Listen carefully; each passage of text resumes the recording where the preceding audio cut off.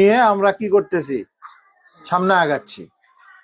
আমাদের চেষ্টা করতেছি আমরা যে আমাদের বাচ্চাদের তেলাওয়াত কিভাবে সুন্দর হয়, কিভাবে একজন অভিভাবকের মনের আশা আকাঙ্ক্ষা পূরণ হবে, একটা বাচ্চা যোগ্য হয়ে বের হবে, এটা আমরা চেষ্টা করতেছি।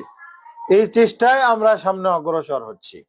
একটা বাচ্চা কিভাবে যুগ শ্রেষ্ঠ হবে, তিলাওয়াতের লাইনে, আখলাকের লাইনে সর্বোচ্চ আখলাকওয়ালা হবে, সর্বোচ্চ আদবওয়ালা হবে, সর্বোচ্চ আখলাকওয়ালা হবে, সর্বোচ্চ সুন্দর করে তিলাওয়াত করানেওয়ালা হবে।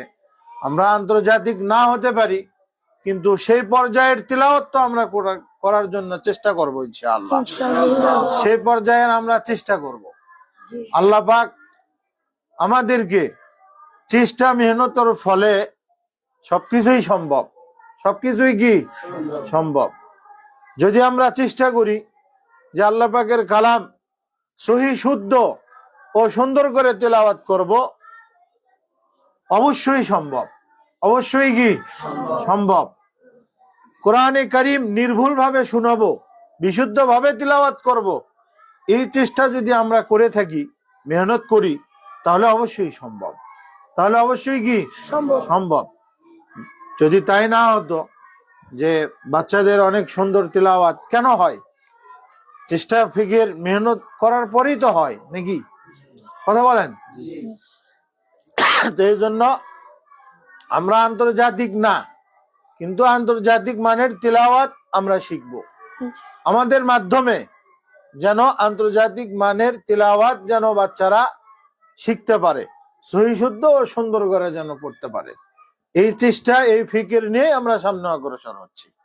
বুঝছেন না বোঝেননি? আপনারাও চেষ্টা করবেন, মেহনত করবেন। আল্লাহ পাক সবাইকে উত্তম জাযা খায়ের দান করবে। যে যে বিষয়ে চেষ্টা করে, মেহনত করে, ফিকির করে,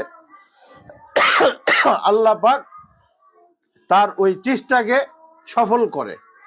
কি ঠিক না বে ঠিক? কথা বলেন। তো এই জন্য আমরা সর্বোচ্চ চেষ্টা চালিয়ে যাব যে মহান আল্লাহ পাকের কালাম সুন্দর করে সহি শুদ্ধ ভাবে, বিশুদ্ধ ভাবে তিলাওয়াত করার চেষ্টা করব ইনশাআল্লাহ। ইনশাআল্লাহ আল্লাহ পাক আমাদের তৌফিক দান করেন।